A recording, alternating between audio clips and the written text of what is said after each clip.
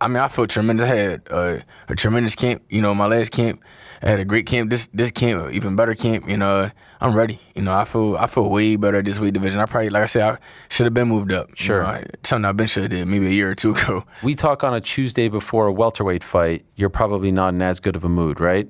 Because you're cutting more weight at 47. Like, you seem like you're in good spirits here. I mean, I'm great How much more do you have left to cut? I'm good. You're right I'm there. at weight already. For real? Yeah. Wow. Yeah. So this is great. I'm just chilling. You might be going to 68 soon. Yeah, soon. Yeah, I just got done eating and all. I'm just chilling. So, but I feel great. You know, I'm in great spirits. I feel tremendous. I had a tremendous training camp. I'm ready to show out. Saw a little bit of standing on us. I'm not playing. I'm at a new weight division. I feel tremendous. I'm not playing with these guys. These guys want to say this and say that. They gonna see firsthand. That's why I say I hear the stuff they be saying. I don't pay it no mind. But I'm gonna make everybody eat every last one of the words that they saying. My goodness, ladies and gentlemen, y'all know what time it is. It's time to talk about Jaron Boots Ennis and Xander Zayas. Both of these men who just faced off Monday. Both of these men, both going on Ariel Helwani's podcast to discuss their upcoming fights. And both fighters talking that crap. Xander Zayas talking crap on Jaron Boots Ennis' resume. 35-0, 31 wins coming by way of knockout. Xander Zayas says, in the matter of 7 years, what I've been able to accomplish compared to Jaron Boots Ennis, who has 35 fights on his record, yet no big name. And I'll be honest with you guys, bro. I know Xander Zayas is talking about the speed of where he was able to get to where he is at. But when it comes to resume, dog, Xander really hasn't faced that many high-level competitors himself. I'm not going to sit here and let Xander Zayas run his mouth like that on Jaron Boots Ennis. When the same goes for him. I don't care that he's 23 years old. He's the unified junior middleweight champion of the world. Xander Zayas was saying that Jaron Boots Ennis is flat-footed. Say what you want about his footwork, ladies and gentlemen. But I'm going to tell you right now, by the end of this fight with Xander Zayas, we'll be talking about who really did have the better footwork when it came to shot placement, distance management, and ring generalship. Ladies and gentlemen, you had Jaron Boots Ennis get on with Ariel Helwani today and discuss this fight. And Jaron Boots Ennis is more confident than I've ever seen him. Same thing goes for Xander Zayas. But Boots says the fight is already won. It's already over. I've already beaten him.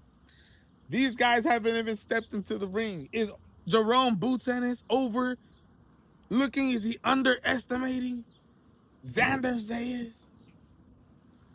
Does he see something in his game that he's going to be able to take advantage of? Because I do, ladies and gentlemen, and I think it's very, very important to talk about this at the end of the video. But, bro, one of the most important things to me when leading up to a fight like this is, of course, do your tape study, figure out the pros and cons of each fighter, figure out how they do stylistically against the opponent, figure out everything when it comes to both of these fighters. But leading up to fight week is one of the most important weeks where you also not only got to pay attention to that, you've already done all your tape study by this time. Now that we're at fight week, it's important to focus on what the fighters are looking like. What is Xander Zayas looking like? His face. Y'all know Xander Zayas does look horrible going into his weight cuts. Going into fight week, I could already see Xander Zayas' cheeks. Take a look at this photo here of my boy eating what it looks like to be some chicken, could be some fish, with some rice and some veggies. It looks like a cool size plate. But that was yesterday. Tuesday, Wednesday, Thursday, Friday, those plates are going to start getting smaller and smaller. I believe Xander Zayas, who's talking about moving up to 160 pounds soon, I believe this might just be the toughest weight cut of Xander Zayas' career. And with the type of nervousness, with the type of anxiety that comes into these fights, y'all know Xander Zayas, I'm telling you guys right now, bruh, go watch Karen Chukadazian versus Jaron Boots Ennis 1.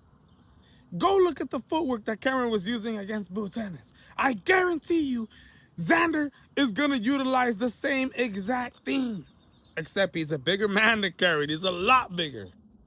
I guarantee you, he is not going to stand inside the pocket like how we did against Abbas Barao. Y'all remember, not the whole fight. There was periods in that fight where he stood in the pocket and traded with Abbas Barao. And that was the time when Abbas was having success.